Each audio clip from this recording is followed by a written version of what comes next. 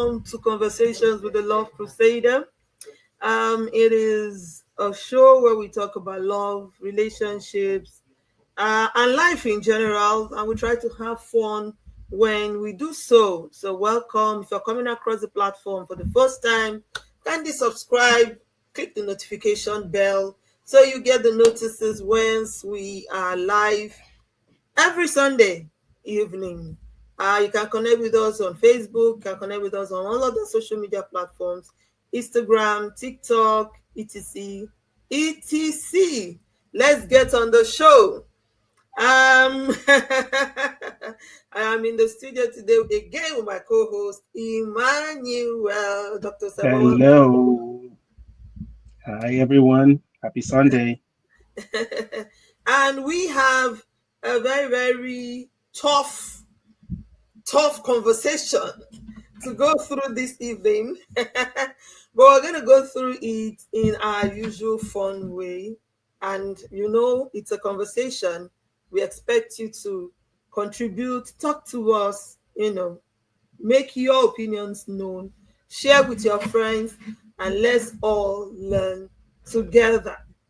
So let's begin with the title is Faulty Foundations, Love and Faulty Foundations.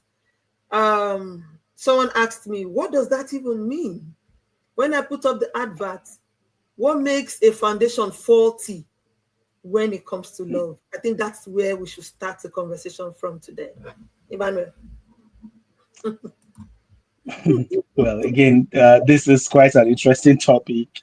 Um, this is my understanding or my take on faulty foundation. So, when we say the foundation of something is faulty, we're essentially saying there are some things that are non-negotiables. For example, this expression is coined from the building of a house, any building, in fact.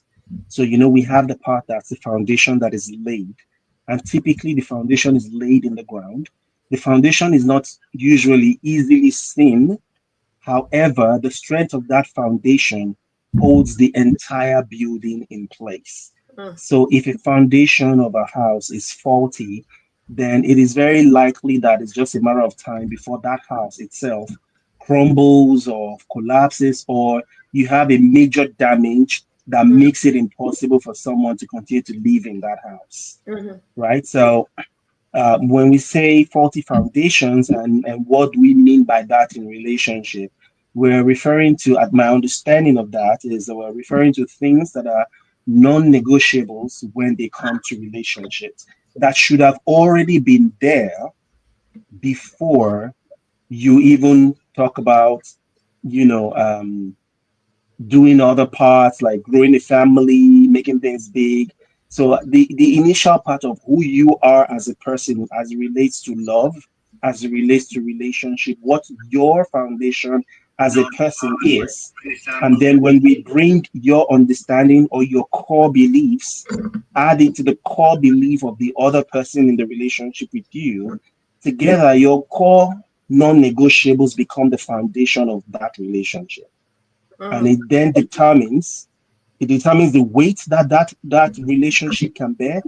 It determines the stress that relationship will be able to handle. It mm, determines the victories and the successes of that relationship, the heights. So think about building a skyscraper, how strong and how deep the foundation would be. So it's an analogy that we've pulled from, building a house, or, and then coin it into our understanding of what those things are that are non-negotiables, mm, that you may not even see them and we may not even talk about them all the time, but they are the very things that hold the fiber of who we are as individuals and who we are and what we believe as a couple, in a relationship. That's my understanding of and that is well faulty. said, well said, well said, and good example to break it down to the understanding of even a layman. You know, um, the use of the building, a house, a property. Certainly, that is just the fantastic analogy that we can use to explain it. So you are in love, or you have started the love relationship, or maybe you want to start a love relationship. the question to ask yourself is, how are you starting this? What are you using to start this? For someone who, for example, who is still thinking, I want to get married, what are your thoughts around marriage? I think the first question, what do you even know about marriage? Why do you want to marry? And when you ask this kind of question, sometimes some people wonder, what are you talking about? I'm grown, I'm an adult, I should marry. No, I don't think it just generally means that I'm done with school, I fell in love or I found someone, then I should marry. No. So um the what and the ingredients that makes up what this marriage thing is about, or what the relationship is about, is generally what we're talking about today as the foundation. So what makes a foundation faulty in terms of love? Now we know that in terms of a building, maybe the proper architectural whatever has not design has not been followed. The depth of what's supposed to be in the building has not been done, depending on weight of what the building Right. is going to carry. Like you said, Okay. where is this relationship Mhm. going? So what makes it, in terms of love, what makes it a faulty foundation? Let me piggyback on that analogy you already started using. Yes. So, in terms of love, what would make it a faulty foundation would already be from the pre-planning stage, or let's just say the planning stage, where before you even get into love or into a relationship, without having a vision of what kind of building or what kind of love life, what kind of relationship do I want to have? Because what the kind of relationship you want to have would then determine the kind of ingredients or elements you need to have in you as a person in order to say I have what it takes to now build. And it will also impact the core values or core principles that the person you're looking to be married to or to be in a relationship with have to have. So Mm-hmm. because if you just want, if you, let's take for example, you just want a relationship that is a fling, you're not really looking to get married, you're not serious about it, that is to me a very, straightforward bungalow. It's not a duplex, it's just a one layered house. We really don't even need to have anything serious. We'll build it with wood. We can burn it down very easily. So you don't need a lot for that, right? You probably just need, the person needs to be maybe a little bit God fearing, maybe a little bit this, a little bit that, and you're ready to get in a relationship. But if you want to build a relationship or be in a marriage that would last for 50 years, for example, and Mm-hmm. through your marriage, there will be children and grandchildren, and these children and grandchildren will go on to be responsible adults in society that will do great things. You want your marriage to be a loving example of what goodness and that expression of love is. Then it means you're trying to build a skyscraper, trying to build something really big, something really visible, something really important. So the core principles that you will then need in you, first of all, as a person, you then have to do a lot of work in yourself to make sure you are equipped with what it takes to be able to handle the requirements for such kind of relationship. And the same would apply to who you then select. You become very picky because you need somebody that would also embody these same core values or principles. So, core values around things like your faith won't go away. Your faith is an essential part of who you are. Yeah. So whether you're a Christian or you have another religion, you'll find, for example, that in the Bible, in the Christendom, we believe in something that says an unequal yoke, Mm. right? So an unequal yoke is an expression that says you, that you're a believer, decides to marry someone that is an unbeliever. It's in the most simplest form. There are other complications to that, expressions of that scripture. But it's an example where, okay, we want to build a long lasting relationship, but one of our core principles or core values of life is our faith. Now, if I have somebody that have a different faith from me, it is very likely that from the very get go, the basics for which we are looking at love, looking at family, looking at all this stuff, it's very likely that it will be different. And Mm. it means, therefore, that it can be a fault in the very foundation when we are now, putting together the pieces later. later on. So that's that's the kind of way I see it from when we are talking about, okay, what does it mean to even have a foundation relationship? The Bible would say something like, the person who wants friends should show himself friendly. Friendly, yeah. Mhm. So you need to look inward. What do you define love to be? What is family to you? Who is a man if you're a man? Who is a woman if you're a woman? And what is my where do I draw the principles around forgiveness, around giving, around kindness, around goodness, patience, all these ingredients that will be necessary to help have a healthy relationship? Where do I pull those from? Am I drawing those from my belief, say, for example, in the scriptures, in the Bible as a Christian? Am I drawing it from social media, in terms of what people say? One of the expressions I've heard recently that is very nice is, we listen, we don't judge. Am I drawing am I drawing from, the society, Mm, what's around me? So you need to know yourself enough to know identify what is my source, what do I believe in, and who am I? And when I understand me, then it is a bit easier. It's not a guarantee, but it's a bit easier to be able to sieve through the many people that I would meet in life before deciding on the person that fits me. We want a round peg in a round hole. So we don't go through life trying to force something that did not fit from the very beginning. That's a faulty foundation. The fit mm, is not there, right? mhm, mhm. And we're struggling through life. It's not really because you or your partner are bad people. You guys can be absolutely amazing, but the fit is not good. And because of that, it's difficult to then build, because if the foundation is shaken or destroyed, as the Bible will say, what will the righteous do? It's almost nothing you can put on that house that will stand. So yeah, I've said a lot. I don't know what else to Sorry. say to that. I don't know what else Sorry. to say to that. And no, there's nothing to be sorry about. This is what we wanted people to hear, but this is what I want people to hear by this topic, especially for those who are still single and searching, for those who are currently in relationships, you're dating, you're thinking marriage, you're courting, whatever the name that you call it, but you are in a relationship that is a serious minded relationship that can lead somewhere. This is for you. You need to hear it. We cannot overemphasize the importance of the need to define yourself. Who am I? What are my values? What are my goals? Where do I want to go to in life? Then you begin to find who can go with me on this same journey.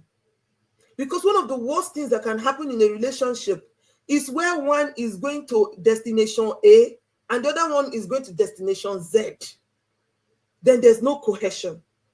It's like everybody, all man for himself, God for us all. Hmm. It's anarchy already waiting to happen. This is the reason why you also hear some people say, "Oh, we dated for so long." Despite that, we dated for so long. In fact, I read of recent about a very popular couple who dated for about 5 years and were married for 8 months. And at the end of 8 months, they divorced. And I'm like, my goodness, what were they doing in the 5 years of courtship? Because in that 5 years, they are not taking the time to build a foundation. What you want to do, this thing we call marriage, is a lot that is packed into it. So for it to stand the test of time, there needs to be a good foundation laid for it.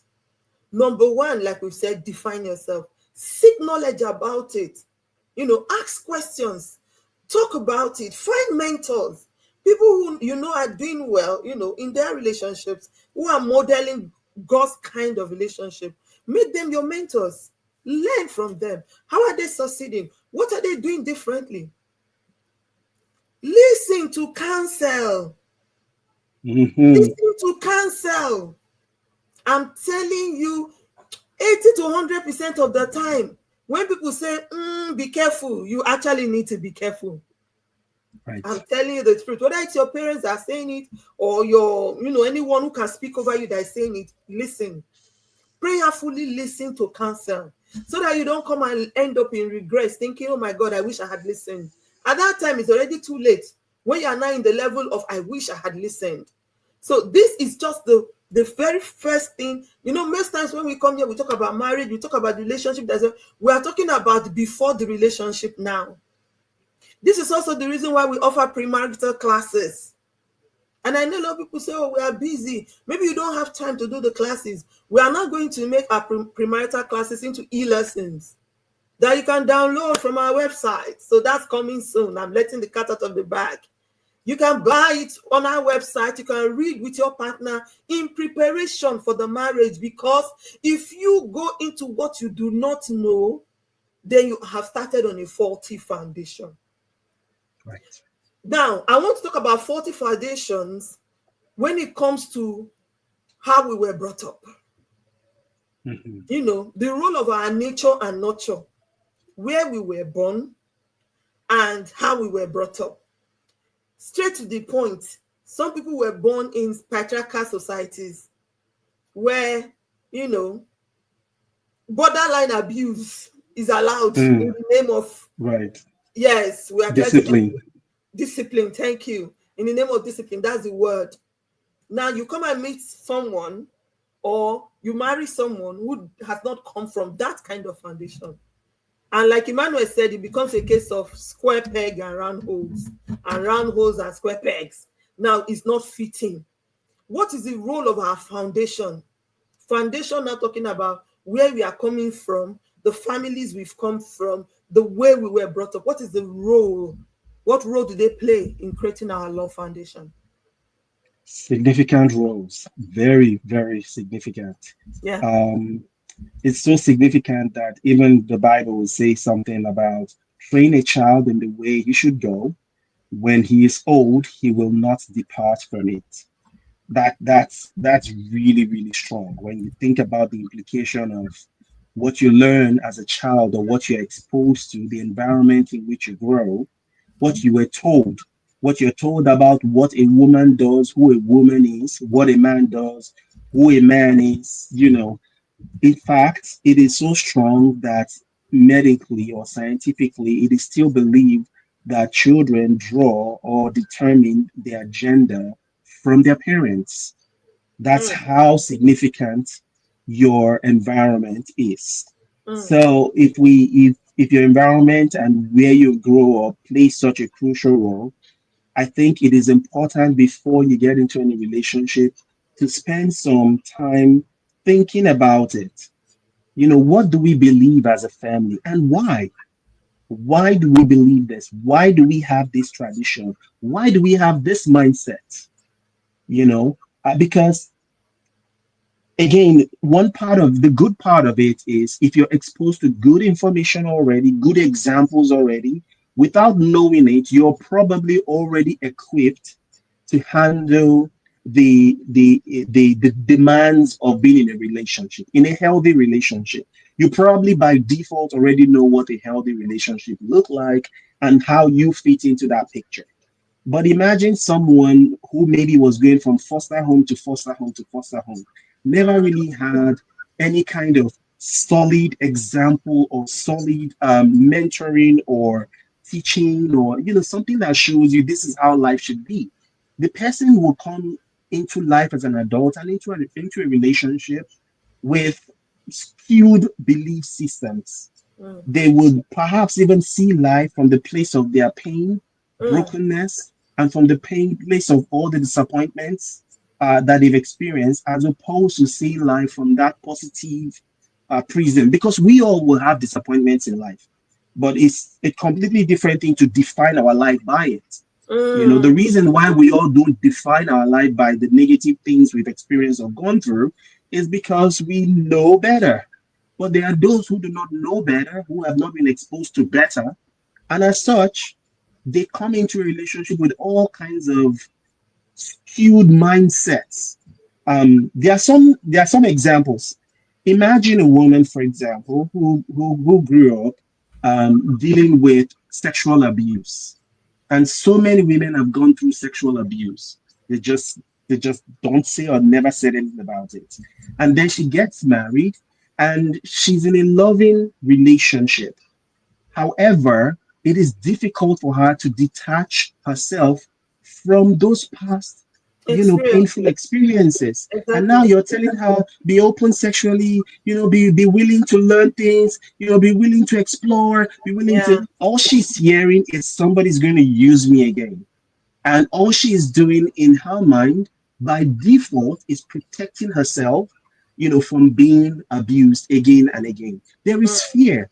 There is something that is faulty in her own personal foundation, that without actually having that introspection where you look into yourself, you examine why you feel the way you feel, mm, what you think about something. For example, I use sex as an example.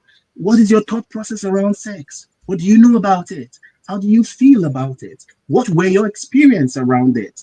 When mm, you question and ask yourself, you can then begin to draw from a good source. I would recommend the Bible. So if in case you're out there, you don't have, where's the good source of information to correct whatever it is I have learned or mm, failed to learn growing up.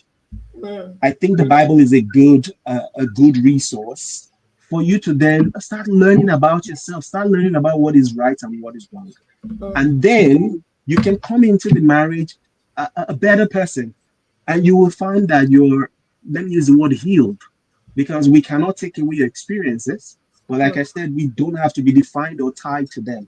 You'll mm. come in even more knowledgeable and wiser. But yes, that's one of the reasons why relationships struggle, and it's very easy to start picking out faulty foundations when people don't even know their basic roles in a relationship. You cannot even, Mhm. the most basic, what am I supposed to do?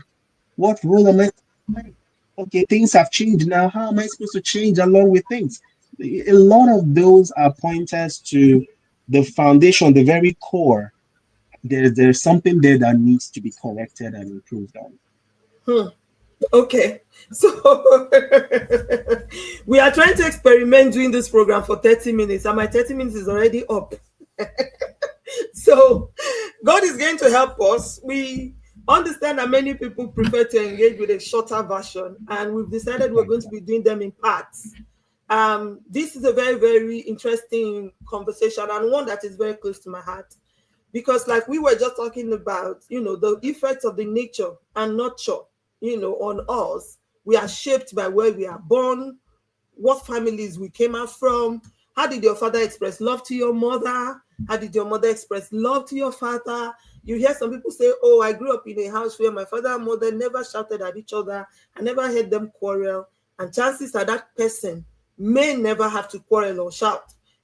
We are influenced by this upbringing. It's like a baggage which we carry with ourselves when we come in, sometimes consciously or unconsciously. I think even the most funny one is the fact that you grew up maybe seeing that thing with your parents and you didn't like it. You may have even spoken against it. Right, But right. fortunately or unfortunately, now in You your find later yourself there, you discover you are doing it.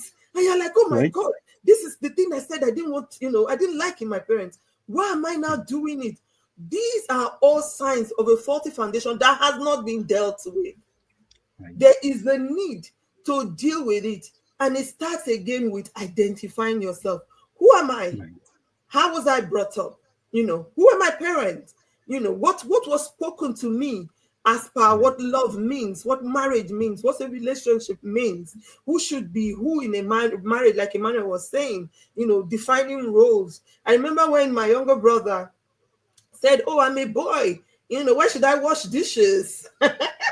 And my dad said, okay, stand here, give me 10 differences between a boy and a girl.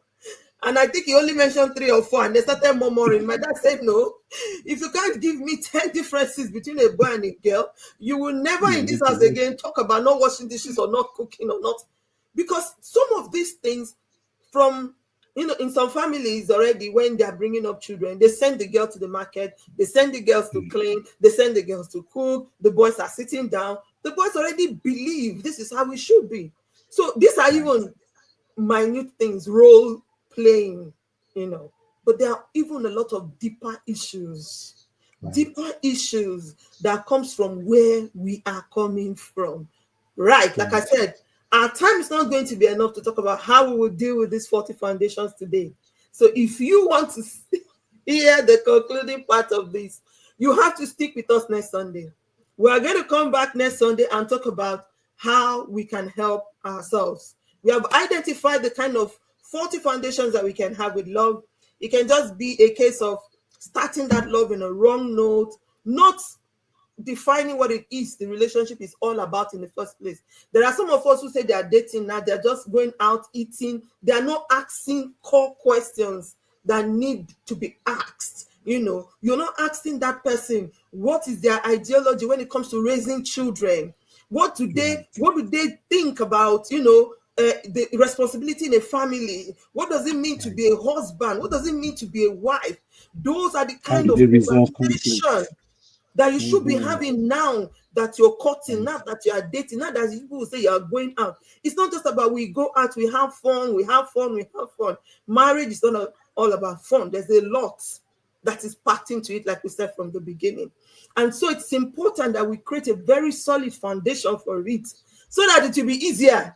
The load of going the long mile and living together forever as we all desire, so we can actually be able to achieve that. 1 minute for any last words, Emmanuel, for today, before we continue this conversation. I just want to drop a word of encouragement. So it's one thing to say, maybe you're looking at yourself or looking at your spouse and saying, oops, it looks like something was faulty in your foundation based on what we're saying. A faulty foundation can be fixed. So it's important that you're full of hope. It's important that you're full of encouragement.